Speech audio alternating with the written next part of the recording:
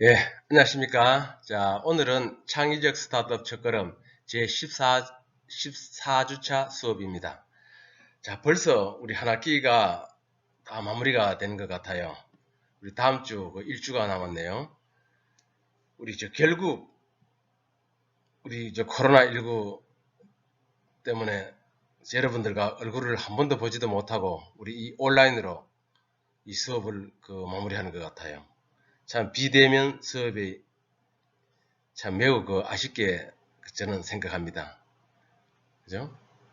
그래서 수업 시간이 원래는 우리 이 창의적 스타트업 첫걸음에도 그냥 우리 기본 일반 실습과는 다르지만은 여러분들 같이 해보고 시간들이 많이 있는데 그러한 간단한 실습도 못 해보고 그죠? 그냥 이렇게 마무리하는 것 같아서 아쉬울 뿐입니다. 자, 그리고 우리 다음 주면은 이제 기말고사를 봐야 돼요. 그래서 기말고사는 우리가 보니까 비대면으로 하는데 우리 지난 중간고사 가제물 평가와 같이 하도록 하겠습니다. 그런 식으로 제가 우리 간단하게 문제를 갖고 올 모양이니까 그 기한 내에 제출하시면은 우리 점수를 부여하는 걸로 하겠습니다. 자, 그럼 오늘 수업 시작하겠습니다. 자, 오늘의 학습 목표는 지식재산권 그리고 공유경제와 비즈니스 모델 그 다음에 우리 자금 조달, 자금 투자 유치 있잖아요. 그와 같은 크라우드 펀딩과 임팩트 펀딩에 대해서 알아보도록 하겠습니다. 자, 지금부터는 지식재산권에 대해서 알아보도록 하겠습니다. 지식재산권은 우리 4차 산업혁명 시대에 있어서 제조업과 인터넷이 융합되고 글로벌 경쟁이 치열하잖아요. 그래서 우리가 지금 현재 4차 산업혁명이라면 우리 빅데이터, 인공지능, 사물인터넷, CPS들 있잖아요. 그죠? 이런 산업들이, 이러한 기술들이 들어오면서 이 특허 건수가 상당히 많이 증가된다라는 그 이야기입니다. 그래서 4차 산업혁명과 지식재산권은 4차 산업혁명으로 인해서 우리 특허가 많이 증가하고 있다라는 것을 이제 하려고 하는 이야기입니다. 자, 그럼 다음 페이지. 자, 지식재산권은 그럼 어디에 필요하느냐? 왜 우리 특허를 내느냐? 대해서 한번 알아보도록 하겠습니다. 이거 좀 중요합니다. 자, 첫 번째. 지식재산권은 먼저 우리 창업 지원 자금을 유치하기 위해서입니다. 그래서 우리 창업자나 우리 예비 창업자, 우리 초기 창업 기업에서는 지식재산권이 많은 용도로 사용하고 유용하게 지원이 되고 있거든요. 그래서 우리 여기 보면은 초기 창업 기업이 창업 자금을 조달하는 방법은 크게 세 가지가 있다라고 돼 있어. 자, 보면은 첫 번째는 창업가나 동업자 주위의 사람들의 자금 조달에서 이거는 그냥 우리 현금으로 우리 주변의 사람들 현금으로 그냥 조달을 받는 거죠. 자, 여기서 중요한 거는 두 번째와 세 번째야. 왜 지식재산권에 활용받느냐 하면은 첫 번째는 그냥 일반 돈이기 때문에 지식재산권이 그렇게 중요하지 않아요. 그렇지만은 정부가 지원하는 창업 지원 프로그램들이 많이 있다고 제가 이야기했죠. 여기서 이 프로그램에 선정되기 위해서는 선정을 되기 위한 자금 유치하는 부분들이 있단 말이야. 그렇게 하기 위해서는 내 기술을 자랑을 해야 되잖아요. 그죠? 자랑. PR을 해야 되잖아. 그때 말로만 PR에서는 안 된다라는 거지. 그렇기 때문에 이 특허권 있으면 이러한 특허권을 제시해서 인정을 받는다. 자, 여러분들이 개개인의 무슨 기술을 갖고 있다라고 이야기했을 때 어때요? 어떻게 인정해줘? 그러니까 여러분들 자격증을 취득하잖아. 그죠? 그렇기 때문에 그 자격증이 바로 우리 기술로 말하면은 특허증이라고 보면 돼요. 자, 세 번째. 우리 금융기관에서 융자를 받는 방법이 있다 그랬어요. 그런데 그 융자 받는 방법이 어디냐? 여러분들 요 기술 보증 기금이나 신용 보증 기금 잘 알아두세요. 그래서 이거는 기보라고 이야기해요. 기보. 보통 우리 전문가들은 요거는 신보라고 이야기해요. 신보. 기보 신보라고 이야기합니다. 그 이외에 우리 한국산업은행이나 우리 기업은행에서 융자를 받는 방법이 있다라고 알아두시면 돼요. 자, 밑에 보면 지식재산권은 정부 창업지원사업 및 융자를 받을 때 뭐야? 평가에 유리하게 반영된다. 가점을 받아, 가점. 그죠? 가점을 받는다라는 것을 알아두시기 바랍니다. 자, 두 번째. 정부 R&D 자금 유치. 아까는 그냥 일반 그 창업 자금이라고 이야기했어요. 그죠? 창업 있고 창업보다 한 단계 위에는 우리 연구 개발 하는 단계에서 기술 연구 개발인데 이것도 마찬가지예요. 시제품을 완성하면 상용화를 위한 R&D 자금에 필요한 자금의 그 필요성이 급증한다 그랬는데 이게 우리가 옛날에 배웠을 때 우리 죽음의 계곡 배웠죠. 우리 데스밸리 죽음의 가게 왜 이 돈 시제품을 완성해가지고 다 됐는데 돈이 없어가지고 우리 다음 한 단계를 못 올라가는 부분들이 있어. 그래서 R&D 자금을 유치를 해야 되잖아요, 그죠? 이때 아까 똑같은 우리 창업자금 일반하고 똑같은 거야. 그냥 우리 기술을 말로 표현할 수 있으면 안 돼요, 그죠? 내가 실질적으로 이러한 기술에 대한 그 특허를 갖고 있다. 하는 것을 보여주기 위한 거다. 그럼 우리나라에는 이 중소벤처기업부나 우리 산업통상자원부가 있어요, 그죠? 이 산하에 여러 우리 기관들이 있는데 유관기관들이 있어요. R&D 자금을 유치하여 국제적인 경쟁력을 갖춘 제품이나 서비스를 개발하기 위해서 위해서는 그 제한 제품이나 서비스에 대한 뭐라고? 이 기술성 평가를 받아야 되는데 이 평가를 받기 위해서 우리 지식재산권이 하나의 큰 중요한 역할을 한다라는 걸 알았어요. 여기 지식재산권의 중요한 역할을 한다. 그 다음에 우리 투자유치.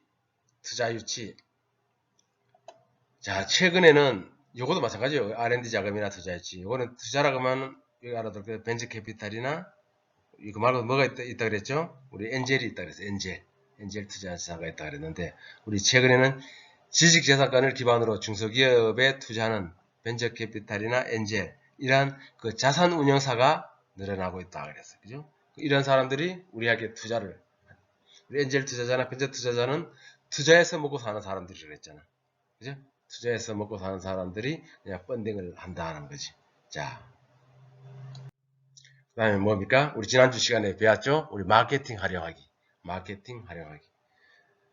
이제 우리 창업의 중요한 아까 얘기했죠. 아이템, 그 다음에 그 기업가 정신, 자금 조달이 했잖아요. 그 다음에 다 되어 있으면 이제 물건을 팔아야 되잖아. 팔기 위해서는 우리 마케팅 활동을 해야 되는 거야. 마케팅 활동. 그렇기 때문에 마케팅 활동 하기 위해서는 뭐랬어? 우리 특히 창업기업의 특색이 뭐죠?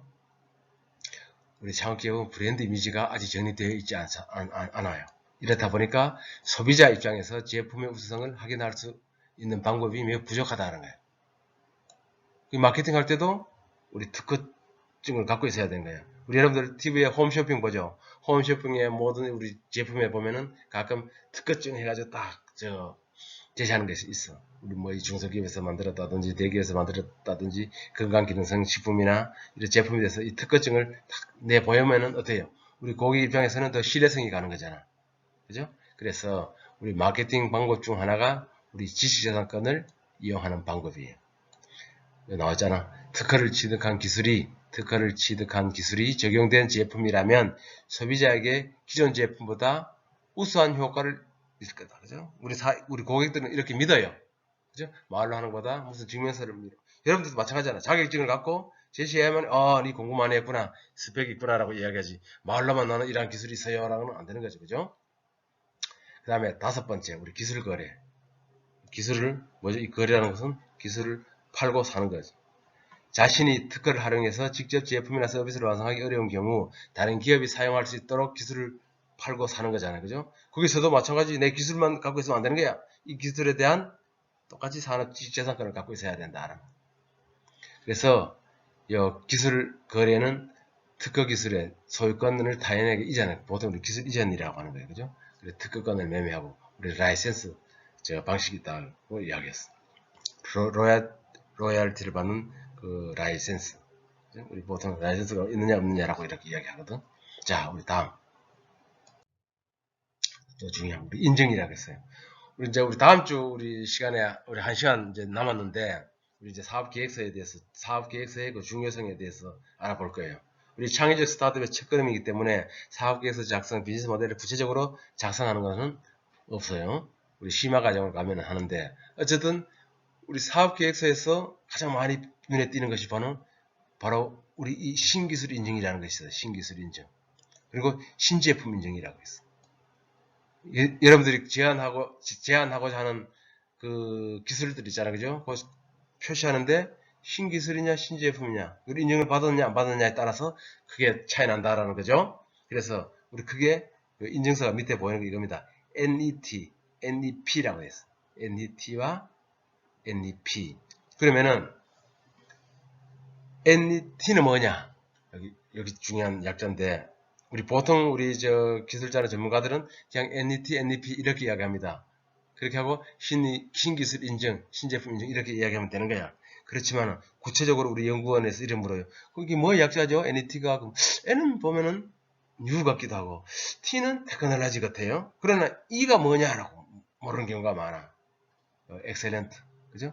이거 알아두면은 이런 회사가 써 있잖아요. 혹시 이런 이야기 할 때 이 엑셀런트입니다 하면 니 똑똑하네, 박시하네라고 이야기 들을 수 있어. 그죠? 남들이 모르는 것도 아는 것도 하나의 방법이잖아. 여기도 마찬가지예요. 엑셀런트, 뉴 엑셀런트 프로덕트.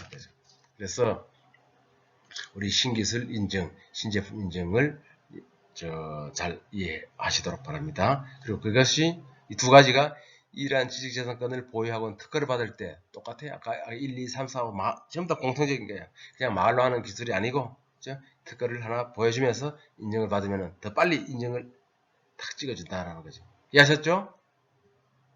자, 그렇기 때문에 우리가 특허를 취득하려고 하고 또 우리 지식재산권이 상당히 중요하다. 그렇죠? 알아두시면 됩니다.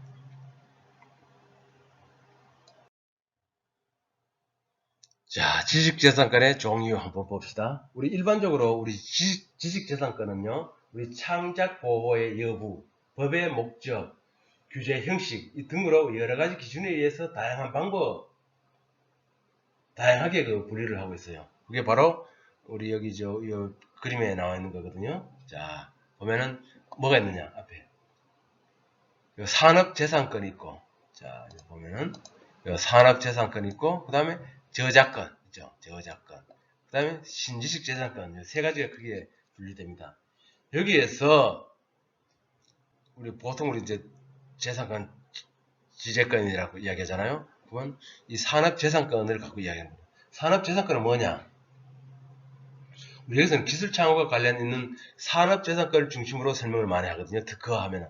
산업재산권이라는 것은 산업경제와 관계가 깊은 재산권이거든. 우리 산업경제와. 그죠? 그러니까 여기서 보면은, 특허, 실용신안, 디자인, 상표, 이런 것들이 있어요. 이런 것들이 이제 있다는 거. 그게 네 가지. 잘 알아두세요. 우리 산업재산권은 특허, 실용신안, 디자인, 상표가 있다. 그러면 특허가 뭐냐? 기술적 사상의 창작의 원천인 핵심 기술. 그리고 라이프 사이클이 짧고 실용적 주변 계량 기술. 소발명, 여기 보고 대발명, 소발명이라고 했어. 디자인은 신미감을 느낄 수 있는 물품의 형상이나 모양. 여러분, 디자인과 상표는 잘 아실 거야. 상표는 타 사람과 식별할 수 있는 우리 기호나 문자나 도형들, 그죠? 이외에 또 저작권이라고 해서 우리 책 같은 거, 음반 같은 거 있잖아요. 그죠? 그래, 문학, 예술 분야의 창작물에 대한 저작권. 우리 책 같은 거 있잖아요. 그죠? 음반, 이런 것들. 그 다음에 여기 저작인 접근이라는 것은 실현가, 음반 제작가, 방송 사업자의 그 권리, 이런 것들. 그 다음에 신지식 재산권에 대해서는 이런 것들이 있다라고 하면 돼요. 반도체 직접 회로 배치 설계나 생물공학, 식물 신품종, 컴퓨터 프로그램, 데이터베이스, 영업 비밀, 멀티미디어, 도메인 네임, 지리적 표시 등 이런 것들이 있다라고 알아두시면 돼요. 우리 산업재산권의 특징 그랬어. 산업재산권의 특징. 그리고 조금 전에 이야기한 산업재산권은 우리 산업경제, 기술 창업과 관계 깊은 지식재산권. 그래서 네 가지로 나누는데, 그죠? 특허권, 실용신안, 디자인, 상표 이렇게 됐어요. 이건 아까 설명했는데, 특허권, 실용신안은 뭐냐면은, 우리 조금 전에 우리 앞페이지에서 기술적 사상 창작으로서의 고안된 발명이 이야기했잖아. 근데 앞에 보면 자연 법칙을 이용한 그랬어요. 뒤에 자연 법칙. 자연 법칙이라는 것은 뭡니까? 우리 지금 이 세상, 우리 자연을 이야기하는 거죠, 그죠? 모든 그 물질을 이용한 그 기술적인 사상, 그 사상의 그 창작품이라 그랬어요. 그래서 고도의 발명에서 고도의 발명. 그리고 이거는 기술적 사상의 창작이라서 소발명 그래서 요 차이. 이건 다음에 우리 다음 페이지 또 설명 나올 거예요. 그리고 디자인은 말 그대로 시각을 통해서 하는 거. 우리 저 상표는 뭐 기업 문자도요. 자, 우리 저 보호 대상은 뭐냐? 특허권은 모든 발명품이 다 포함되는 거예요. 모든 발명품. 그죠? 근데 이 실용신화권은 이 모든 발명품 안에 있는 거예요. 사실. 그러니까 소발명이 되는 거예요. 물품의 형상, 구조 또는 조합에 관한 고안이 한정되어 있다 그랬어. 그죠? 여러분들 우리 특허는 이야기 많이 들어봤지만 실용신화권은 들어보긴 들어봤는데 이게 뭐지라고 이야기하는 사람들이 많아요. 이건 어른들도 실제 실용신화권과 특허의 차이점을 잘 모르는 사람들이 있다라는 거. 자, 디자인은 우리 물품의 디자인, 상품은 상표 브랜드죠. 그죠? 됐고, 중요한 건 또 이거죠. 존속기간이에요. 특허는 등록일로부터, 출원일로부터 20년 되는까지. 그러니까 특허권은 20년까지 된다는 거예요. 그럼 20년 후는 어떻게 돼요? 이제 특허가 풀리는 거야. 풀리면 어떻게 돼요? 이제 누구나 전부 다 그 모방을 할 수 있어요. 이제 그 복제를 할 수 있다라는 거지. 실용신화는 10년.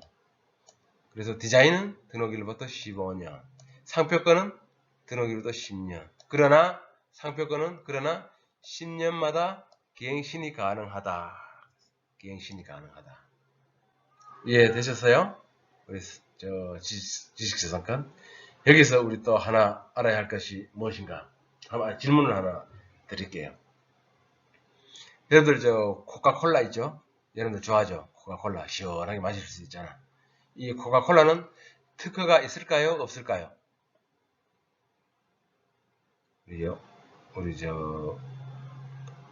우리 대면으로 못하다 보니까 우리 답변을 못 듣네. 당연히 있지요 하는 사람들이 많아요. 그죠? 우리 정답은 없습니다. 왜 없을까? 왜 코카콜라는 특허가 없을까? 이러죠.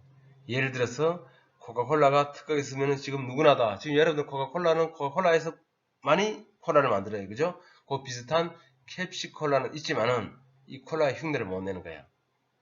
왜? 여기는 특허 출원을 하지 않았어요. 그런데 특허 출원을 하지 않았으면 다른 사람들도 코카콜라를 만들면 되잖아. 근데 못 만들어. 뭘까요?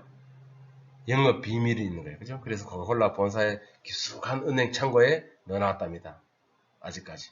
그렇기 때문에 거꾸로 반대죠. 특허를 내면 20년 후에는 남게 되는 거야. 남의 물건 빼앗기는 거지. 이제 남들이 모방할 거 복제를 할 수 있지만 코카콜라 경우에는 자신이 있다는 거죠. 특허를 안 내도 절대로 이걸 못 따라온다라고 자신이 있기 때문에 특허를 내잖아요. 그래서 가끔 좋은 제품은 특허가 나 있지 않는 경우도 있다라는 것 알아주시면 되겠습니다.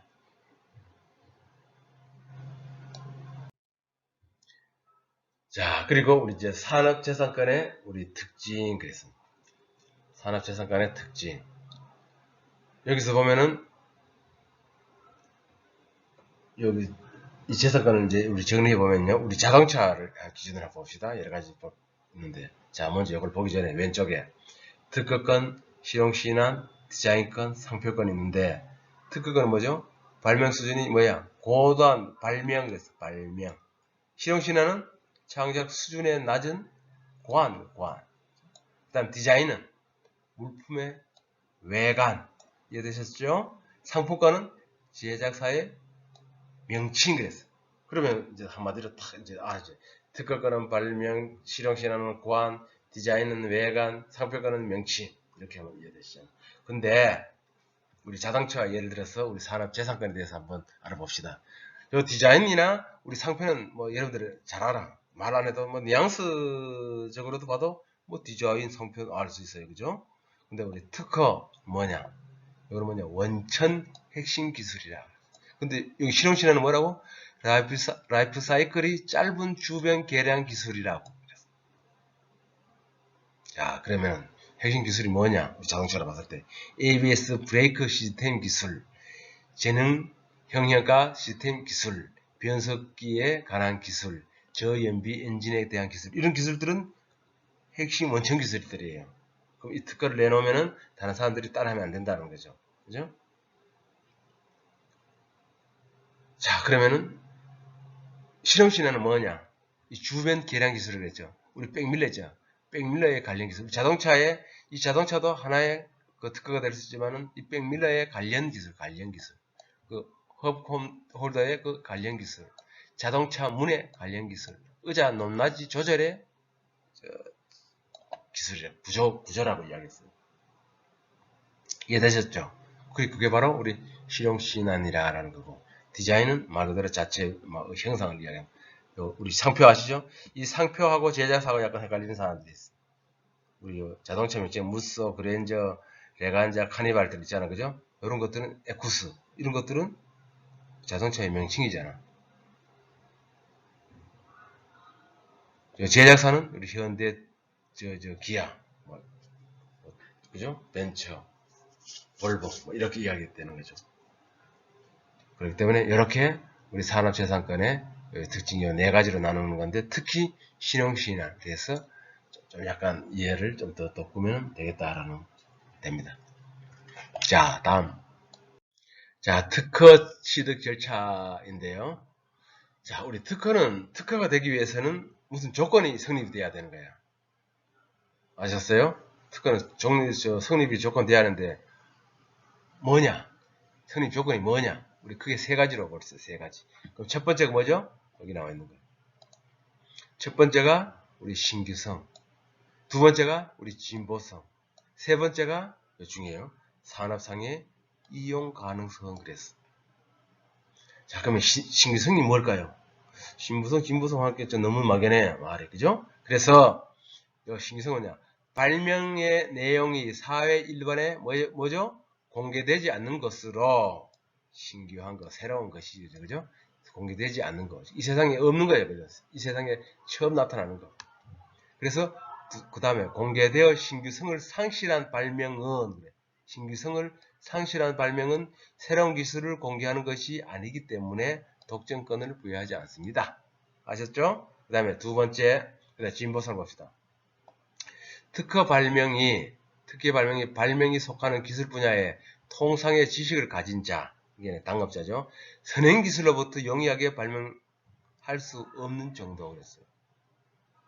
우리 여기다 이용 가능성이 다음에도 나오지만 플러스 시키고 마이너스 시키고 다르게 바꿀 수 있다, 개선할 수도 있는 건데, 여기서는 중요한 선행 기술로부터 용이하게 발명할 수 없는 정도. 그죠? 용이하게 쉽게 하면 안 된다는 거죠. 쉽게 복제할 수 있는 건 아니에요. 이미 나와 있는 기술을 갖고 약간 플러스 한다 그래도 진짜 누가 봐서도 눈에 띄지 않는 경우는 안 된다는 거예요. 그래서 여기 보면은 진보성 판단은 목적 구성 효과의 3요소 중 발명의 구성 및 효과에 중점을 두면서 목적 구성 효과를 종합적으로 대비하여서 판단하는 것입니다. 알았어요? 말이 이 진보라는 것은 상당히 막연하기 때문에. 그 다음에 세 번째. 자, 위에 있는 신규성과 진보성 있죠? 신규성과 진보성은 진보성을 만족하지만은 발명이 실제로 산업적으로 이용 가능하지 않으면은 어떻게 돼요? 거절되는 거예요. 아무리 좋아도 이 산업적으로 이용이 가능하지 않으면은 아이디어가 좋고 이상한 장난같이 생기는 거 있잖아요, 그죠? 근데 지금 말은 잘못했지만 장난감 보면 장난감도 하나의 특허가 나오지만 산업적으로 이용을 할 수 없는 부분들 있잖아. 이런 것들은 특허를 우리 출연하면은 거절돼요. 그렇기 때문에 우리 최근의 경향은 산업상 이용 가능성이 높은 발명인 경우 신규성이나 진보성이 다소 부족하다고 여기서 나오는 거예요. 특허를 등록시켜주는 경우가 있다. 왜? 이거는 우리 다음에 한번 봅시다. 특허를 등록시켜주는 경우가 있다 그랬어요. 자, 다음 페이지에 설명 드릴게요. 자, 우리 특허 출원. 이거는 이제 우리 변리사들이 다 해야 할 일이거든. 그러나 우리 좀 간단하게 짚고 넘어가겠습니다. 특허를 받고자 하는 발명의 기술적인 내용은 명백하고 상세한, 그죠? 내용은 정확하게 적어야 돼. 여기 여기 앞에 있는 부분들요. 정확하게 하고 명백하고 내용은 명백하고 상세하게 기재한 이 서면이라 종이라는 거예요. 종이. 그죠? 그래서 명세서, 특허 명세서. 자, 그럼 여기 뭐가 있느냐 하면 우리 발명이래잖아요. 발명. 그 고안의 명칭이래서 그죠? 명칭, 발명의 고안의 명칭이 뭐냐? 그 다음 그 기술 분야가 되는 거예요. 기술 분야. 발명 고안의 배경이 되는 기술들을 적고 중요한 건 선행기술 문헌을 적어야 돼요. 선행기술. 왜? 내가 잘못했다는 벌써 이 세상에 나와 있는 그 기술들이 상당히 많아요. 우리 지난번에 우리가 PMI 그 기법에 여러분들이 저 실습 때 보면 아지만은 여러분들 좋은 그 아이디어들이 많이 갖고 있어요. 보통 사람들 갖고 있지만은 이 아이디어를 갖고 있지만은 벌써 내가 최초라고 생각했는데 벌써 이 세상에 나와 있는 것들이 상당히 많아. 그래서 우리 저 기는 사람 위에 뛰는 사람이 있고 뛰는 사람 위에 나는 사람이 있다라는 말이 있잖아. 이 상당히 굉장히 치열합니다. 그래서 우리 특허본 이런 것들을 문헌도 적고 그 다음에 발명품의 내용을 적어야 되죠. 그죠? 해결하고자 하는 과제나 뭐 과제의 해결 수단 그 다음에 효과가 뭔지 이런 것도 중요해요. 그리고 도면의 간단한 설명. 이 도면이잖아. 간단한 우리 구성도가 있어야 되는 거야. 그죠? 예를 들어 샘플이나 이런 구성도가 있어야 된다는 거지. 그래서 우리 아까 이야기했잖아. 산업상의 이용 가능성이 있는지 없는지. 여기 우리 요건이라고 했지 않습니까? 그죠? 그 다음에 부호의 설명, 여러 가지의 구성도가 그림을 그렸으면 그에 대한 하나하나에 대한 설명이 있어야 된다는 거예요. 그리고 중요한 건 스톱 번호고 꼭 기억하고 있어야 돼. 서엘 목록, 특허, 실용신안, 청구 범위가 어떠냐, 청구항, 요건 이따 또 다음에 제가 설명드릴 거예요. 자, 이런 것들이 우리 이제 변리사들이 이제 하고 있는데, 우리 특허 명세서가 있다는 거 보고 이제 여러분들도 보고 이제 해독은 해야 되겠죠. 작업자들은. 자, 특허 심사 절차. 요거는 상당히 복잡합니다. 요 봐. 출원된 특허는 복잡한 심사 절차를 거쳐 최종적으로 등록 여부를 결정한다 그랬어요. 복잡한 심사 거쳐. 그렇기 때문에 이러한 것들은 우리 개인이 할 수가 없어요. 할 수는 있어. 그러나 시간이 많이 걸리기 때문에 이 시간에 다른 걸 해야지. 여러분들이 하면 되겠어요? 낭비요, 그죠? 이렇기 때문에 이런 일은 누가 해? 우리 변리사들이 하는 거야. 그렇기 때문에 우리 변리사들도 먹고 살아야 되는 거예요, 그죠? 서로 우리 공유해서 먹고 사는 부분들이 있어. 너무 뭐 내가 다 한다고 해서 좋은 일이 아니에요. 그 할 동안에 다른 일을 하면은 더 좋잖아, 그죠? 그래서 이러한 부분들이 있다라는 것만 알아주시면 되겠습니다. 자, 여기에서는 이제 특허 창출 그 전략이죠. 말 그대로 전략. 자, 아까 그 중요하다고 했죠? 선행기술 분석을 통한 특허 창출 전략. 자, 선행기술. 반드시 아이디어와 관련된 선행기술이 있는지를 여부를 확인해야 돼요. 이 선행기술이 있는지. 왜? 이 선행기술 조사를 하지 않고 그냥 하다 보면 어떻게 돼요? 우리 지난번에 우리 PMI 기법을 하면서 여러분들의 그 창의적 아이디어 있잖아요. 우리 제시해라 하면 우리 보통 사람들 있잖아요. 아이디어 많이 있습니다. 그래서 이 세상에 없다고 생각하지만은 내가 개발한 아이디어가 벌써 이 세상에 있는 경우가 상당히 많아. 그래서 저는 항상 이런 이야기 하죠. 기는 사람 위에 뛰는 사람이 있고 뛰는 사람 위에 나는 사람이 있다. 그만큼 경쟁이 치열하고 여러 다양한 사람들이 많이 있습니다. 그렇기 때문에 이 내가 발명한 것이 세계 최초라고 생각했는데 이 선행조사를 하지 않고 특허를 등록을 하잖아요. 그러면 어떻게 돼? 등록을 하게 되면은 실패를 보는 거예요. 출연을 못 하게 되는 거야. 그러면 등록하는데도 돈 한 100만 원 정도 뜨거든. 그럼 우리 보통 삽질을 한다고 하잖아. 낭비죠, 낭비, 그죠? 그렇기 때문에 삽질을 하지 않기 위해서는 선행 기술이 있는지 없는지 여부를 확인해야 되는 거예요. 근데 두 번째, 나의 발명품이 이미 특허 출원이 되었다고 해서 결코 포기하거나 낙담할 필요는 없으며, 그래서 상당히 중요한 부분이 중요해요. 우리 기말고사에 한번 시험 한번 내볼 거예요. 나의 발명품이 이미 출원되었다고 포기할 수 없으며 선행기술과 차별화될 만한 아이디어를 추가해서 보강하면 된다. 우리 지금 이 부분을 배웠어요? 안 배웠어? 우리 앞 그 슬라이드에서 배웠죠. 우리 특허의 성립 그 요건에 세 조건의 신규성, 진보성, 그다음 세 번째 뭐야? 산업상 이용 가능성에서 배웠단 말이야. 응? 거기서 뭘 배웠냐면은 그 최근 경향은 이런 것들 발명품의 신규성이 있거나 진보성이 다소 부족하더라도 그죠? 다소 부족하더라도 특허를 등록시켜 주는 경향이 있다 그랬어요. 그럴 때 뭐냐? 다소 부족하더라도 특허를 등록시켜 주는 경우가 바로 이거죠. 가끔 선행기술과 차별화도 될 만한 아이디어가 추가해서 보강하면 되는 거예요. 이거는 우리 또 다음 페이지에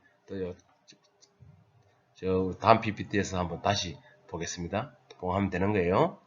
그래서 낙담할 필요가 없고 이미 출연되었다고 해서 내가 내 아이디어를 그냥 포기하면 안 된다는 거죠. 아이디어라는 것은. 세 번째, 특허 획득이나 유지에는 많은 비용과 노력이 들기 때문에 그래서 아까 많은 비용이 비싸요. 특허 내는 데는 그냥 1, 20만 원이 아니야. 노력이 들어가기 때문에 특허 획득의 목적이나 특허 취득 후에 활용 방안 등이 분명히 정립하도록 해야 된다는 거예요. 그죠? 그 특허도 있잖아요. 그냥 막 많다고 해서 어떤 사람들은 막 그냥 그 영양가도 없는 특허도 많이 내는 경우가 있어요. 그죠? 그런 것들도 잘 고려해서 하자라는 것도 있어. 특허가 전혀 없을 경우에는 여러분들에게 제가 하고 싶은 것은 하나 정도는 있으면 만들어 놓는 것이 좋아요. 그죠? 그리고 여러분들 아까 요거 우리 특허에 어디에서 필요하느냐도 썼지만 여러분들도 마찬가지로 특허를 갖고 있으면 혹시 회사에 자격증만 갖고 있는 것이 아니라 특허도 하나 있다 그러면 상당히 그 가점을 받을 수 있는 그 기회가 올 수 있습니다.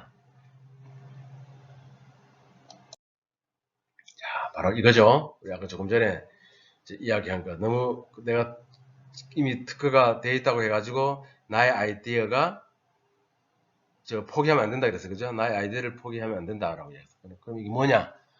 구성 요소 재결합에 의한 특허 창출 전략이거든. 구성 요소 재결합하고 있어. 그래서 요 보면은 기존 물품 또는 방법의 구성 요소를 여러 범위로 분해해서 보면 되는 거예요. 쉽게 이야기하면 하나는 플러스, 하나는 마이너스, 하나는 그냥 완전 싹 바꾸는 거 대체 이거예요. 그래서 첫 번째는 부가죠. 부가. 보면 자 쉽게 이야기하면 이거죠. 여기 보세요. A 플러스 B 플러스 C는 부가를 하게 되면 하나 더 추가하면 되는 거예요. 그죠? 그렇기 때문에 A 플러스 B 플러스 C 플러스 D가 되는 거예요. 그게는 기존에 있는 제품을 한 가지를 더 플러스하는 거죠. 부가하는 거. 두 번째, 구성 요소의 대체하는 거예요. 대체. 그죠? 그럼 대체를 바꿔야 되는 거야. 대체. 그러면 A, B, C, D가 있는데 기존에 A, B, C, D가 있는데 어떻게 바꾸느냐?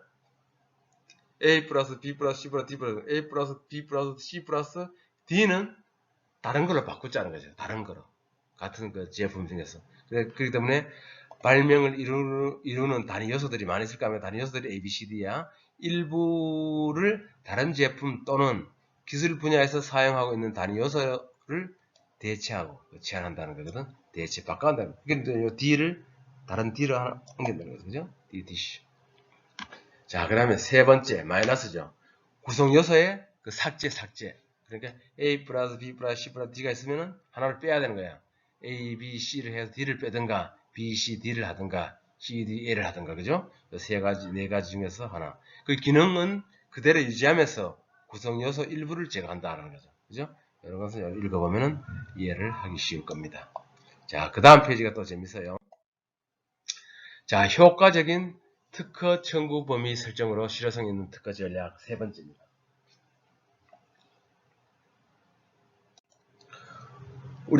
아까 우리 특허 명세서 봤죠? 우리 특허 명세서에서 있잖아요. 가장 중요한 부분은 뭔지 알아요? 우리 특허 청구 범위라고 이야기했잖아. 그지?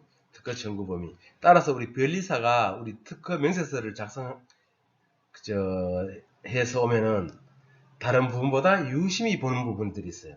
유심히 볼 부분이 뭐냐면은 바로 이 청구 범위라는 거야. 청구 범위. 여기 보면은 특허 청구 범위를 유심하게 봐요. 그래서 우리 자신의 아이디어를 보호받을 수 있는 범위잖아. 자신이 뭐예요? 말 그대로 요거 잘 알아요. 의미를. 자신의 아이디어를 보호받을 수 있는 범위라 그랬습니다. 그럼 어떤 게요? 그러니까 좋은 특허는 어때요? 좋은 특허랑 나쁜 특허가 있다면은 다른 특허와 겹치지 않고, 그죠? 겹치지 않고 가능성이 넓은, 그죠? 가능한 넓은 청구 범위를 갖게 만들어야 되는 건데, 자, 그러면 우리 예를 들어서 한번 우리 의자 청구 범위를 한번 볼까요? 예를 들어서 그러니까 세상에서 어떤 사람이 세상에서 처음으로 의자를 발명했다고 가정합시다. 벌써 이 의자는 옛날부터 있었어요, 그죠? 지금 이 의자를 이제 발명했다고 가정합니다. 우리 의자에 일반 의자 특허가 있었는지 없었는지는 모르지만 벌써 소멸이 됐어요. 그래서 누구나 전부 다 의자를 만들 수 있는 거예요. 그렇게 가정하고 우리 특허 청구 범위를 가장 효과적으로 설정하는 과정을 한번 해봅시다. 그래, 발명자가 처음으로 생각했던 의자의 모습은 그 아래에 그린 것 같습니다. 내가 이제 우리 교수님 발명자야. 우리 청구 범위인데 의자는 이렇게 만들었어요. 만들었는데 청구할 때 청구를 할 때 범위를 예시를 한번 볼게요. 이렇게 예시 1과 예시가 있는데 이렇게 하는 것이 더 좋은지 1이 더 좋은지 2가 더 좋은지를 여러분 한번 생각해 보세요. 자, 앉아 있을 때 사람의 몸을 걸치는 도구로서 엉덩이를 걸치기 위한 나무로 된 원형의 밑판. 여기 원형의 요 밑판이죠. 그리고 상기 밑판에 부착되어 밑판을 지면으로부터 떠받치는 4개 다리. 이 원판을 떠받치는 우리 4개 다리가 있잖아. 하나, 둘, 셋, 4개가 있네요. 4개의 다리와 그 다음에 상기 밑판의 한 변에 부착되어 있는 상기 도구에 앉아있는 사람들 있잖아요. 그죠? 요 앉아있는 사람의 지지를 하기 위해서는 이 등판이 필요한 거예요. 그러면은 등변인데 사변형 모양의 등판을 구성된 의자 그랬어. 사변형. 요 네모난 의자 이렇게 쪼개든지 어쨌든 이렇게 출연을 한 예가 있어요. 자, 그러면은 그 밑에 한번 봅시다. 특허 청구 범위 2. 자, 앉아있을 때 사람의 몸에 걸치는 도구로서 이건 똑같아요. 앞에 하고 두 번째 이건 똑같다라는 거예요. 그죠? 근데 엉덩이를 걸치기 위한 밑판과 그래서 뭐가 달라요? 상기 밑판에 부착된 밑판을 지면에서부터 떠받치는 다리와 또 상기 밑판에 한 변을 부착되어 있는 상기 도구에 앉아있는 사람의 등을 지지하는 등판. 뭐가 달라요? 여기서 자, 앞에 있는 나무로 된 떠받치는 사변의 모양 이게 빠졌죠? 빠졌을 때 어떤 게 더 겹치지 않고 가능한 청구 범위가 넓을까요?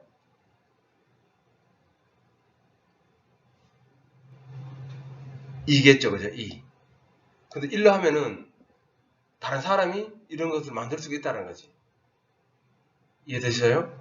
일로 특허를 내놓으면 다른 사람이 또 이와 같은 다른 모양의 비슷한 의자를 만들 수가 있다는 거예요. 그러나 1로 했을 때는 이것과 이것을 같이 다 포함되기 때문에 2는 1을 전부 다 포함시키잖아요. 그죠? 그렇기 때문에 2가 더 좋다는 거예요. 자, 그러면 세 번째 한번 봅시다. 자, 이거. 자, 예를 들어 우리 이와 같은 의자를 개발한다면 우리 청구 범위 2잖아요. 그죠? 이 청구 범위 2의 특허를 보호받을 수 있을까요? 있겠죠. 봐봐. 청구 범위가 설정된 모든 종류의 의자가 청구 범위 안에 들어옴으로써 좋은 청구 범위를 갖게 되는 거죠. 네, 답은 이거죠. 이해되세요? 뭐라고 했는지 한번 읽어볼까요? 앉아있을 때 사람 몸을 걸치는 도구. 이건 똑같아. 아까 앞에.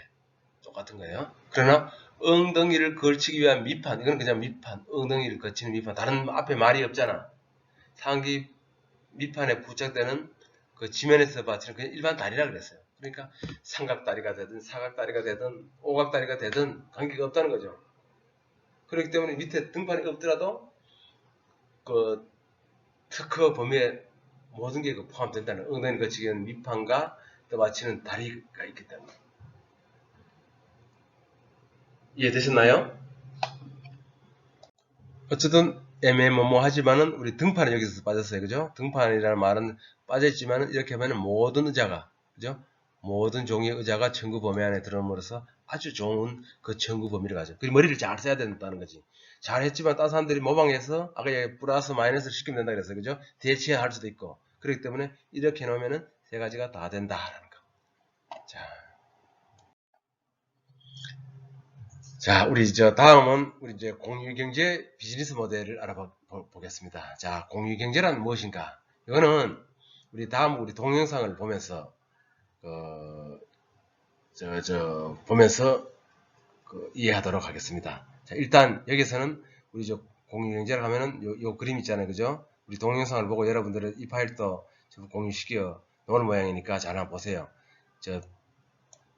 우리 키워드들은 온라인 플랫폼, 신뢰, 하위, 수익 모델 해서 한번 읽어보세요. 그리고 공급자와 수요자가 있고 잉여 자산이라는 키워드. 잉여 자산의 제공, 하나는 공개고 제공, 대여료, 수익 이런 것도 있어요. 그죠? 그래서 우리 사용 후기 인터넷 평가는 피드백이라는 것이 있고, 이것은 신뢰 구축하는 부분들이 있어. 그죠?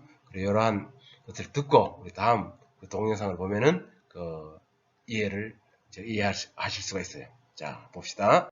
전 세계 최대 자, 승차 동영상 공유업체 한번 봅시다. 우버, 중국판 우버 디디 추싱, 세계 최대의 숙박 공유업체 에어비앤비, 세계적 사무실 공유업체 위워크, 그리고 한국 카쉐어링 서비스 소카.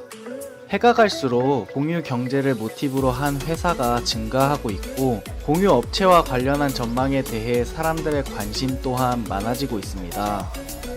내가 자동차를 직접 소유하지 않아도 우버를 통해 다른 사람의 자동차를 공유해 목적지까지 이동할 수 있고, 내가 가고 싶은 여행지 근처에서 에어비앤비를 통해 다른 사람의 집에서 머무를 수 있으며, 사업을 시작할 때 굳이 사무실 자리를 보러 다니지 않아도 위워크를 통해 이미 시설이 완벽하게 갖추어진 사무실을 편하게 사용할 수 있는 것은 모두 공유업체가 늘어나고 있기 때문에 가능한 일입니다.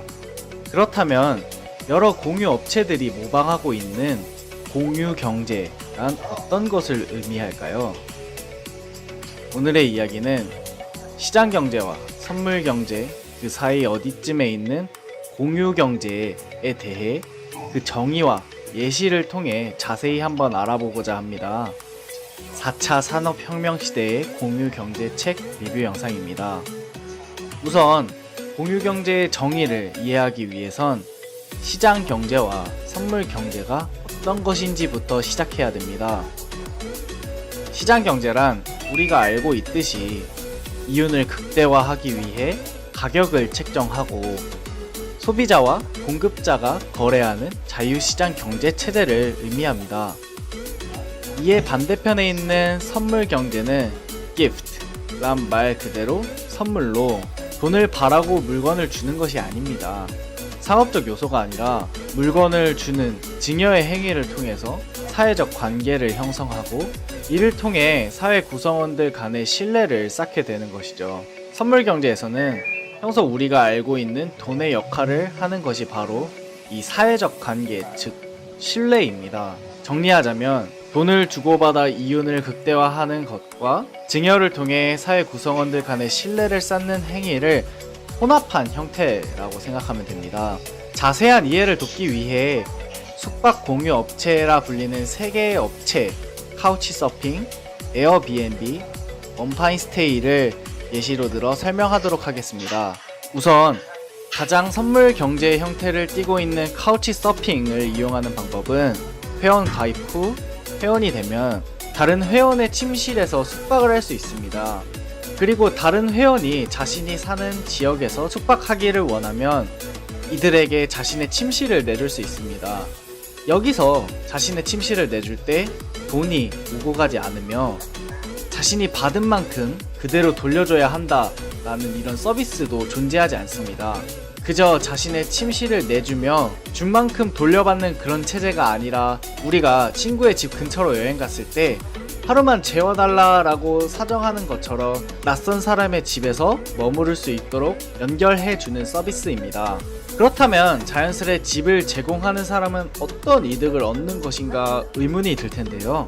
카우치서핑은 숙박 플랫폼이 아니라 일종의 소셜 네트워크 서비스입니다. 회원들은 자신의 집을 공유함으로써 새로운 친구를 사귀고 그들과 새로운 공동체를 형성하는 것 그 자체를 의미 있는 행위로 인식하고 있다는 것을 의미하죠. 기존의 우리에게 익숙한 시장 경제에서는 설명하기 조금 힘든 플랫폼이라 할 수 있습니다. 카우치서핑과 완전히 반대편에 있는 가장 시장 경제를 표방하는 것이 바로 원파인 스테이입니다. 원파인 스테이는 고급스러운 주택, 요트, 별장 등을 빌려주는 사이트입니다. 이 서비스는 우리가 알고 있는 호텔과 같이 친구 교체, 24시간 항시 서비스 등의 편의시설을 포함해 숙소 주인이 자신의 고급스러운 주택을 공유하는 것을 의미합니다. 다양한 편의시설과 서비스가 포함되어 있기 때문에 숙소 주인이 숙소를 공유한다는 점에서는 공유 경제에 속하긴 하지만 다양한 서비스가 플랫폼 수준에서 제공되고 가격 또한 비싸다는 점에서 가장 시장 경제에 가까운 공유 업체라고 볼 수 있습니다. 숙박 공유 업체 중 가장 중립적인 위치라 부를 수 있는 서비스가 그 유명한 에어비앤비입니다. 우선 에어비앤비에서는 자신의 집을 다른 사람에게 공유하는 서비스 제공자들에게는 일정 금액의 수수료를 제공합니다. 숙박시설을 이용하려는 사람들도 호텔보다는 저렴하지만 사이트에 제시된 가격을 지불해야 이용 가능하죠. 이런 면에서 에어비앤비는 우리가 알고 있는 시장 경제의 성격을 갖고 있습니다. 하지만 에어비앤비는 여기에 선물 경제의 특성을 포함하고 있습니다.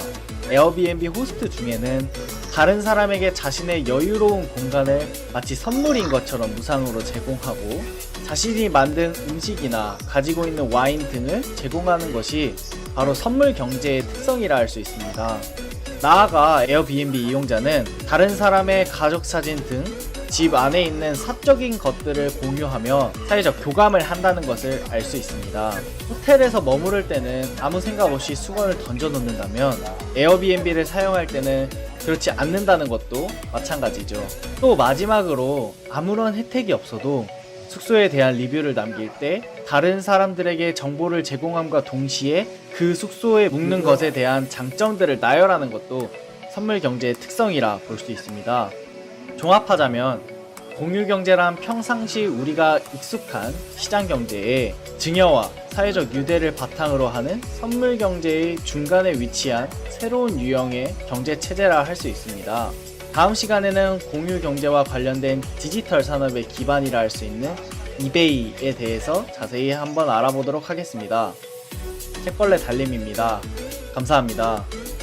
영상이 좋으셨다면 좋아요와 구독 부탁드리겠습니다. 자, 우리 저 앞에 그 동영상 잘 보셨죠?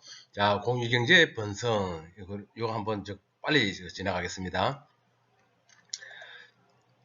우리 공유경제 등장 배경을 보면은 우리 세계 경제가 위기라는 거 있고, 그 다음에 협력적 소비라는 게 있어요. 협력적 소비, 협력.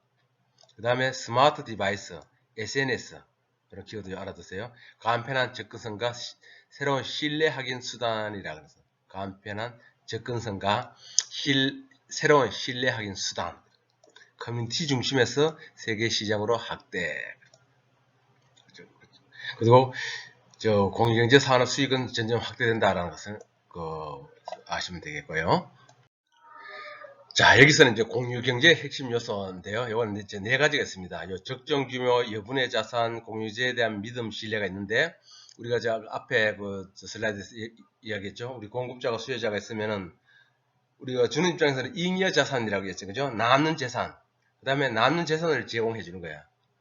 새로 만든 것이 아니고, 있는 걸 갖고, 잉여 자산을 제공하는 거, 플랫폼을 통해서 비즈니스 활동을 하는 거잖아요. 그렇기 때문에 어떻게 해야 돼요? 그래서 이 비즈니스가 성립되려면은 소비자 만족을 위한 적정 규모의 거래 시장이 있어야 되는 거예요. 시장이 없으면 안 되는 거잖아요. 그죠? 그리고 우리가 택시나 호텔 같은 것들은 시장이 잘 형성되어 있단 말이죠. 그렇기 때문에 우버나 에어비앤비가 지금 성공한 계기가 된 거예요. 그 다음에 이 자산이 상호 대여 또는 교환할 수 있는 여분의 자산이 있어야 되는 거예요. 그 자산이 많이 있어야 된다는 거지. 그죠? 옛날에는 우리 자산이 없어서 공유를 한 거예요. 지금은 많이 남았어. 남기 때문에 또 공유를 하는 거거든. 그 옛날에 우리 공유는 어떤 것들이 있는지 알아요? 여러분들 잘 모르시지만 전세 사는 게 있죠. 전세. 왜냐면 새방살이라고 들어봤어요? 옛날에. 집이 없었을 때는 우리 한 지붕 밑에 있잖아. 그죠? 이 방을 하나하나 막 빌려줬단 말이야. 우리 옛날에.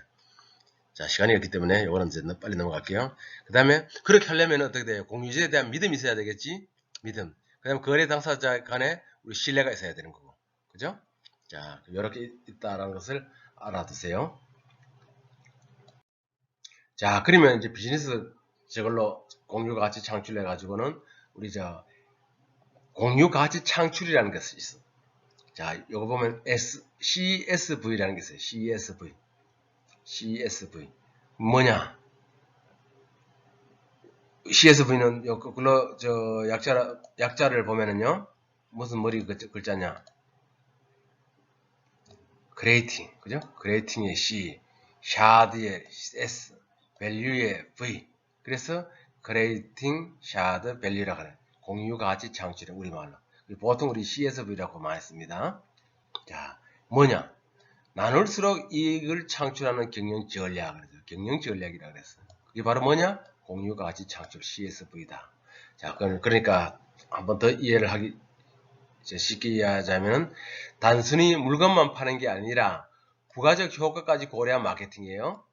단순히 물건만 파는 것이 아니고 부가적인 효과까지 있는 것. 기업의 핵심 역량을 통해서 기업의 경제적 이윤을 보장하면서도 사회 이익을 또 동시에 창출하는 혁신이자 기회 영역인데, 자, 이거 보면 돼요. 뭐냐? 비즈니스 창출. 돈도 벌고 사회 문제 해결을 하는 거야. 같이 하는 것이 바로 공유 가치 창출이에요. 자, 우리 다음 슬라이드를 보면 자, 공유 가치 창출 보면은 CSV가 있어. 그죠? 우리 지금 방금 이야기한 공유 가치, 가치를 같이 공유하는 거야. 그죠? Creating Shared Value. 이거는 CSR. 비슷한 게 있는데 뒤에 R만 틀려요. 그러면 비슷하지 않겠냐? Creating Shared라고 그게 전혀 달라요. 이거는 기업의 사회적 책임이거든. Corporate Social Responsibility라고 하는 거예요. 그죠? CSR. 그러니까 이걸 잘 알아두셔야 돼요. 그죠? CSR. Responsibility라는 거예요. 이거는 사회적 책임이라는 거예요. SR, 이것도 보통 보면은 그냥 CSR이라고 하는 거예요. 자, 이것도 어찌 보면 중요해요. 쉽게 이야기하면은, 공유 가치 창출은 뭐예요? 공유 가치 창출은 뭐냐면은, 이 가치를 보면은 여기 선행이다. 이걸 이야기합니다. 그래서 CR은 사회적 책임이라고 그랬잖아. 선행이 뭐죠? 밑에서 보면 시민의식을 전제로 하는 자선활동, 이 봉사활동이죠. 봉사활동. 봉사로만 하지 돈은 벌 수 없는 거예요. 그죠? 그래서 이윤 극대화하는 관계가 없는 거야. 그래서 기업에서도 CSR 예산은 기업에서 이제 그 CSR 예산을 하거든요. 대부분 매출액의 한 1%를 좋은 일에 쓰는 거예요. 그죠? 그래서 그러면은 중요한 건 이거라고 했잖아. 그죠? 공유가치 창출인데 이거는 선행이 아니에요. 아까 조금 전에 앞에 이야기했지만은 투입 비용 대비 높은 사회적 경제적 가치인 거야. 좋은 일을 하고, 자, 여기 밑에 있네. 기업과 공동체. 결국은 좋은 일을 하고 돈을 버는 거예요. 무슨 이야기인지 알아? 좋은 일을 하면서 돈을 번다는 거예요. 그래서 이윤 극대화를 하기 위한 그 필수 요소가 있거든. 그죠? 그래서 이거는 기업 전체 예산, 매출액의 전체에서, 그죠? 우리 일부 뛰는 것이 아니고, 같이 CSV를 반영하는데, 이거는 돈을 많이 벌고, 좋은 일을 많이 하면 많이 할수록 돈을 많이 번다는 거예요. 이해하셨어요? 이런 사례들이, 우리 레슬의 사례들이 있고, 우리 유니클로 같은 것도 있잖아요. 그죠? 이런 것들이 우리 이러한 그 대표적인 그 공유 가치 창출의 그 사례가 되겠습니다. 자, 이걸 한번 볼까요? 이것도 상당히 중요한 편인데, 우리 시간이 없기 때문에 일단 빨리 제가 진행할게요. 자, 우리 아까 사회적 책임, 공유 가치 창출이죠. 사회적 책임은 이거 세로축, 그죠? 사회 이익. 오른쪽은 기업의 이익이라고 그랬어요. 자, 그러면은 우리 기업이 좋은 일도 하지 않고 돈도 못 벌면은 어때? 그 기업이 좋은 기업이에요? 그 바보 기업이에요. 그죠? 멍청한 기업이야. 돈도 못 벌고 좋은 일도 안 해. 돈을 많이 벌어야만이 좋은 일을 할 수 있는 거예요. 그죠? 그래도 어떤 사람들은 돈은 못 벌면서도 착한 기업, 사회 활동을 많이 하는 데가 있어. 어떤 데 보면은 전에 짜장면을 1,000원 주고 파는 데가 있지. 그죠? 우리 저렴하게 파는 그 식당들이 아직까지 있더라고요. 우리 국수가 그렇게 1,000원, 3,000원 하는 데도 있고. 이런 데는 그냥 그 할머니들이 그냥 좋은 일에 30년간 가격 인상을 하지 않았다라는 그 식당들도 있어요. 가끔 TV에 나오더라고. 그래 착한 기업이죠. 그나마 좋아. 그런데 반대로 돈은 많이 벌어가지고 착한 일을 하지 않아. 그죠? 돈은 많이 벌고 착한 일을 하지 않아. 이기적인 기업, 이기적인 기업. 별로 좋지 않는 기업이죠. 돈은 벌었으면 풀어야 되는 거야. 사회적 활동을 해야 되는 거죠. 그렇죠. 기업은 어쨌든 돈을 버는 것이 목적이기 때문에 상관은 없지만은요. 어쨌든 우리 이기적인 우리 기업들이 많다라는 거죠. 그죠? 그러니까 때문에 우리 SCR은 뭐죠? 요거 아까 여기 사진 찍으면 바로 위로 올라가는 거고. 돈도 벌고 좋은 일도 하는 거. 그게 바로 우리 스마트 기업이 공유가치 창출이라는 뜻이에요. 우리가 시간 있으면 여러분들 혹시 공유가치 창출했었잖아요. 좀 더 알고 싶으면은 유튜브에 들어가가지고 공유가치 창출 한번 쳐보세요. 치면 그 사례들이 많이 나와. 국내 사례, 국외 사례. 그죠? 우리 오늘 우리 수업에서는 제가 공유가치 창출 CSR, CSV만 하도록 하겠습니다. 이렇게 하면은 이게 상당히 중요하다는 거지. 그죠? 그러니까 우리 비즈니스 모델의 한 요소이기 때문에 그죠? 이렇게 제가 수업 시간에 그냥 우리 맛배기로 이렇게 보여주는 겁니다. 다른 공부는 그죠? 여러분들 가져내기도 여러분들 별로 그렇고 하니까 일단 자습하세요. 그죠? 제일 좋은 방법은 제가 우리 1인 크리에이터 유튜브로 보면은 상당히 좋은 자료들이 많이 있어. 우리가 그 커뮤니티 리더들이 상당히 많다라는 거. 그죠? 여러분들도 이런 것들 많이 공부해가지고 커뮤니티 리더가 될 수 있도록 한번 해보세요. 자, 여러분, 지금은 그 크라우드 펀딩인데, 우리 보니까 시간이 너무 많이 지난 것 같아요. 여러분들 그 50분 지나면 지루하다고 하더라고. 그래서 저는 될 수 있으면은 이 짧은 시간에 전부 다 정보를 많이 제공해 주고 싶어요, 사실은. 그렇기 때문에 혹시 우리가 이제 15주 끝나더라도 그죠? 제가 밴드에 혹시 필요한 그리고 창업 관련 내가 정보가 있으면은 그 밴드에 제가 올려놓을게요. 그리고 오늘은 이것으로 마칠게요. 지금 크라우드 펀딩하고 임팩트 투자 이거는 우리 다음 시간에 하도록 하겠습니다. 한 10분 정도 더 해야 되는데 지금 그렇게 하면은 좀 안 되는 것 같아. 오늘 아까 우리 지식재산권 중요한 걸 배웠어요. 지식재산권도 배웠고 우리 공유경제도 이렇게 배웠는데 그리고 다음 주 시간에 이제 우리 참 알뜰하게 합니다. 보통 우리 오프라인이면은 이거보다는 약간 좀 더 샤프하게 하는데 온라인이다 보니까 시간이 또 지정된 시간도 있고 또 그렇다 보니까 너무 뺄 수도 없어요. 그렇다 보니까 공부해야 할 그 분량은 있고 안 할 수는 없고 그죠? 그래서 저는 평균적으로 보통 한 50분 수업인데 우리 온라인 강의가요 50분 좀 더 많이 오버된 것 같아요. 그래서 오늘도 지금 시간을 보니까 한 57분 지금 경과하고 있는데 어쨌든 자 오늘은 우리 이것으로 마치고 다음에 우리 다음 주 시간에 마지막 정리하면서 중간고사 기말고사를 치도록 합시다. 시험은 너무 신경 쓰지 마세요. 보니까 원래 이 성적이 패스 논패스로 우리 하는 것 같더라고. 원래는 학점이 있거든요. 있는데 지금 어떻게 될지는 잘 모르겠지만은 지금 현재로서는 뭐 패스 논패스로 한다는 말이 있어요. 그래서 어쨌든 시험은 제가 걱정하지 말고 그 대신에 우리 출석 과제문은 다 내야 돼요. 학점이 없다고 해서 점수는 그대로 나갑니다. 점수를 우습게 생각하시면 안 돼요. 그죠? 그렇기 때문에 그 점 유의하시고 오늘은 이것으로 마칠게요. 자, 수고하셨습니다.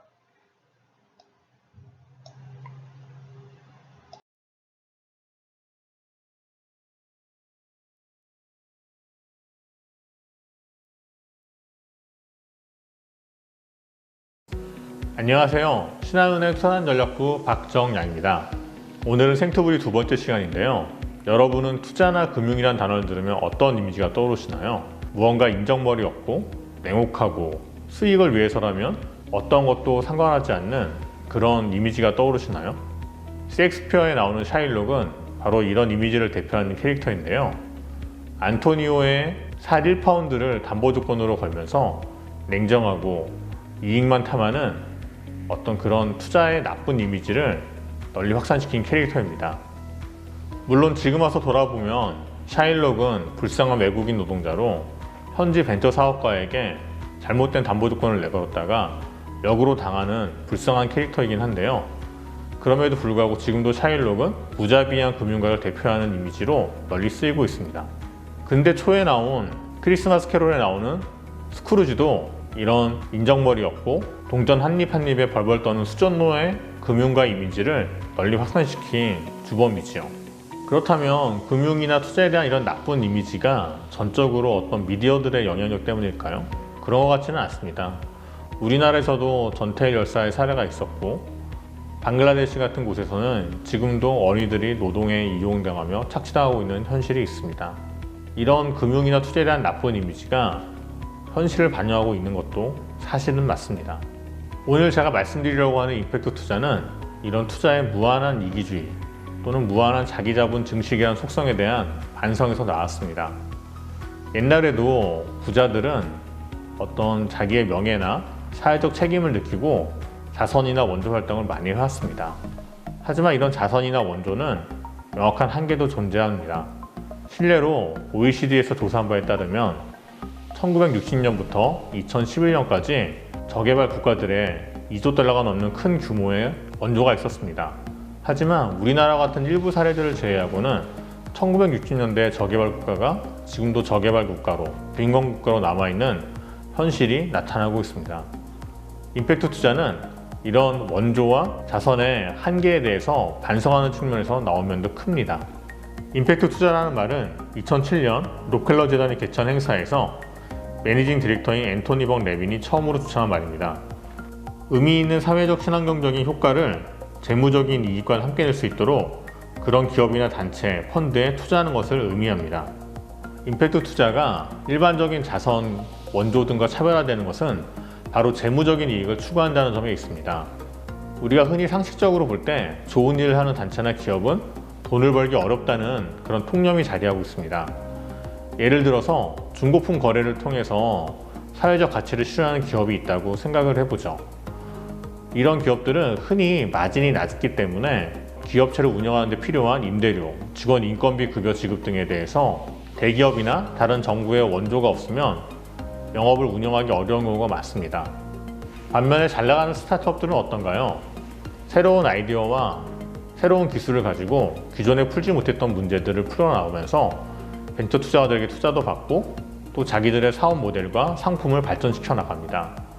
또한 벤처 투자에서 시작한 자금을 다른 투자자들에게 새롭게 유치하면서 기존 벤처 투자자들에게 수익을 높여주기도 합니다. 또한 이런 투자가 중첩되면서 기업의 밸류에이션이 높아지고 향후에는 기업 공개나 매각을 통해서 투자자는 물론이고 창업가 개인에게도 부와 명예를 선사하기도 합니다. 지금 유명한 구글이나 애플, 넷플릭스와 같은 거대한 인터넷 기업들도 다 처음에는 이런 스타트업으로 시작을 했습니다. 임팩트 투자는 이런 사회적 기업과 스타트업의 양면을 공유하는 측면을 생각하고 있습니다.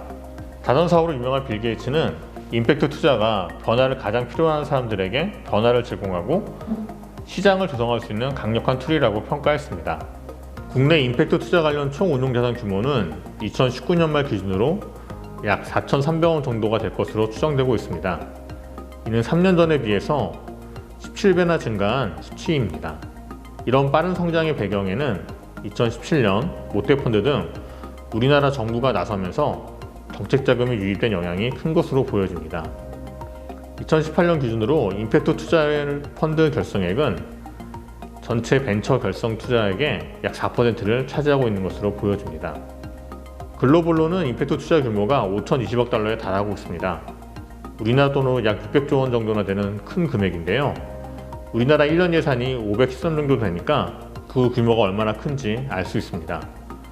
대규모로 투자하는 펀드도 많아서 베인캐피탈의 더블 임팩트 펀드는 약 4억 불의 규모를 가지고 있고 상호펀드로 유명한 KKR의 글로벌 임팩트 펀드는 13억 불의 규모를 자랑하고 있습니다. 이런 대형 펀드들이 나오고 있다는 것은 임팩트 투자가 단순히 좋은 일을 하거나 어떤 자선을 더한다는 취지뿐만 아니라 새로운 투자 기회까지 제공하고 있다는 의미와도 통하고 있습니다. 저희 신한금융그룹도 SK와 함께 지난 2018년 200억 정도의 펀드를 조성하는 등 임팩트 투자에 열심히 나서고 있습니다. 이런 임팩트 투자의 사례를 찾아보면 재밌는 사례도 많이 있는데요. 케냐의 세너지라는 회사가 있습니다. 이 회사는 화장실을 통해서 임팩트 투자를 수거하는 회사인데요. 상하수 시설이 부족한 케냐 나이로비에 상하수 시설이 필요 없는 화장실을 만들고 그 화장실을 이용하는 사람들에게 이용료를 받고 또 화장실에 모이는 인분을 이용해서 비료를 만들어서 주변에 있는 농부들에게 비료로 제공하면서 또 수익을 얻는 그런 기업입니다. 화장실이 부족해서 환경오염이 심했던 나이로비에 화장실을 지어줘서 깨끗한 환경이라는 사회적 가치도 실현하면서 동시에 기업 이익도 얻는 그런 임팩트 투자의 좋은 사례라고 할 수 있겠죠. MIT 출신의 3명의 학생들이 시작한 이 사업은 지금은 나이로비에서 수백 명의 인원을 고용하는 큰 기업으로 성장했습니다. 인도에서도 재미있는 사례가 있습니다. EM3 Agriculture Service라고 하는 회사인데요. 이 회사는 농기계를 빌려주는 일을 합니다. 농기계를 빌려주는 회사라고 하면은 우리나라도 있고 그렇게 특별할 것 같지 않은 느낌이 드는데요. 이 회사가 특이한 점은 영세한 인도의 농민들을 위해서 농기계를 시간 단위로 빌려준다는 겁니다. 30분, 1시간만이라도 트랙터를 쓸 수 있게 해준다는 거죠. 그래서 이 회사의 별명은 인도 농기계 우버라고 불리고 있습니다. 농기계를 사용하기 어려웠던 인도 농민들에게 농기계를 빌려주고 농업을 지원하는 한편 자기들도 농기계의 활용도를 높여서 이익까지 추구하는 임팩트 투자의 사례라고 할 수 있겠습니다. 이 EM3 아그리컬처 서비스의 뒤에는 아스파다라고 하는 소로스가 만든 펀드에 의해 창업된 회사가 자리하고 있습니다. 이 아스파다는 임팩트 투자를 전문으로 하는 회사인데요. 비웰 병원과 같은 의료기관이나 캐피탈 플로트라는 담보가 부족한 소상공인을 위한 단기적 유통금융회사에도 투자하는 회사입니다. 아스파다는 그 결과 7천만 달러로 시작했지만 지금은 세콰이어 캐피탈, 구글, 레빗, 오픽 같은 대형 회사들의 투자까지 유치하면서 4억 달러의 규모로 크게 성장하기도 했습니다. 임팩트 투자에는 지금 문제가 되고 있는 난민이나 빈민층을 스타트업을 도와주는 사례도 있습니다. 파리에 있는 파운더스는 페이스북, 마이크로소프트 같은 글로벌 테크 기업과 로레알, TFI 같은 프랑스의 유수 기업, 그리고 우리나라의 네이버까지도 함께 참여하는 대규모 벤처 투자 기구입니다. 그 중에서 파이터스 프로그램이라는 프로그램이 있는데요. 이 프로그램의 취지는 출발선에서 한 발 뒤처진 창업가들을 돕는다는 것입니다. 이 프로그램은 말 그대로 난민이나 이민자, 저소득층 같이 출발에서부터 뒤질 수밖에 없는 취약계층의 창업을 돕는다는 목적으로 만들어졌습니다. 그 중에 인상적인 예로 빈민가 출신인 포파나가 있습니다. 포파나는 14살에 처음으로 자동차를 훔쳤고 나중에는 전문 절도단에서 활동하면서 프로 차량 절도범으로 20년 동안 차량 절도 외길을 걸은 차량 절도의 전문가입니다. 감옥에 잡혔고 감옥에서 자기의 인생을 후회하고 있던 중에 해커들이 구글이나 페이스북 같은 회사에 고용돼서 데이터를 보호한다는 역할을 들으며 큰 깨달음을 얻었습니다. 그는 자신도 비슷한 역할을 할 수 있다고 생각하면서 스타트업에 관한 책들을 열심히 읽고 전기전자 기초도 다시 공부하면서 특허 출원 이런 것들도 알아봤죠. 그 후 그는 말씀드린 파이터 프로그램에 참여해서 디지털 파리스라는 이름의 스타트업을 설립하고 본격적인 개발과 마케팅에 나섰습니다. 본인이 직접 수초 만에 유명한 자동차들의 도난방 시스템을 해킹하는 과정을 촬영해서 자동차 회사들의 마케팅 부서나 제품 개발 부서에 보내면서 그 부서들의 연락을 받았던 것이 핵심 마케팅 방법이라고 하네요. 자동차 업체들은 심혈을 기울여 개발한 보안 시스템이 너무나 손쉽게 뚫리는 것을 보면서 그가 제시하는 보안 방법에 관심을 기울일 수밖에 없었습니다. 현재는 푸조 시트로엔 그룹의 초기 계획을 따기도 하고 기존에 이미 팔린 자동차에 장착할 수 있는 보안 장치에 필요한 크라우드 펀딩을 진행하는 등 스타트업 사업가로서의 준비를 차근차근 준비하고 있다고 합니다. 이렇게 임팩트 투자는 다양한 영역에 좋은 영향을 미치기 위해 노력하고 있는데요. 국내에도 물론 임팩트 투자 사례가 있습니다. 스페이스워크라는 스타트업이 있습니다. 조선일보의 VC 인사이더를 통해서도 소개됐던 사례인데요. 인공지능 건축 설계 기술을 활용해서 토지 개발 솔루션을 제공하는 기업입니다. 예를 들어서 서울시가 사회주택 사업 등을 하려고 할 때 과거에는 시뮬레이션을 거치지 못하고 땅부터 매입하고 사업을 추진하는 등 불확실성과 시행착오에 따른 비용의 문제를 겪을 수밖에 없었습니다. 하지만 지금 말씀드린 스페이스워크라는 기업의 솔루션을 활용하면 용적률, 도로 편입, 채광 등의 다양한 문제를 AI로 시뮬레이션 해볼 수 있어서 이런 시행착오에 따른 비용과 시간을 크게 줄일 수 있습니다. 이 회사는 랜드북 세이프티라는 기능도 제공하고 있습니다. 용산 상가 붕괴나 상도동 유치원 건물 붕괴 같이 건물 붕괴는 사회적으로도 큰 문제가 되는데요. 이 랜드북 세이프티라는 솔루션을 활용하면 건축의 연도, 건축 방식, 층수, 노후도 등의 데이터를 활용해서 붕괴 위험이 있는 노후 건물을 미리 파악할 수가 있습니다. 사람이 직접 현장에서 힘들게 일해야 되는 시간과 비용을 크게 줄여주면서도 건축 붕괴 같은 사회적 사고도 막아주는 임팩트 투자의 좋은 사례라고 할 수 있겠습니다. 앞으로도 임팩트 투자의 규모나 영향력은 점점 커질 것으로 보입니다. 기업의 리스크를 단순히 재무적으로 평가하던 시대를 지나서 ESG, 환경, 사회, 지배구조 측면에서 평가하는 것이 일반화되고 있기 때문입니다. 환경과 사회에 대한 비즈니스의 적합성에 대한 정부와 기업 그리고 투자자들의 관심이 점점 커지고 있습니다. 특히 문재인 대통령이 지난해 7월 임팩트 투자 촉진을 위해 오늘 2022년까지 임팩트 펀드를 5천억 원 규모로 확충하겠다고 밝히기도 한 만큼 우리나라에서의 임팩트 투자도 본격적으로 발전할 토대를 마련할 것으로 보입니다. 투자로 세상을 바꾸면서 수익도 추구하는 임팩트 투자에 여러분도 관심을 가져보시면 어떨까요? 생활 속에서 투자 기회를 찾으면서 보람까지 찾을 수 있는 좋은 경험이 될 것으로 생각됩니다. 감사합니다. 좋아요와 구독도 꼭 부탁드리겠습니다.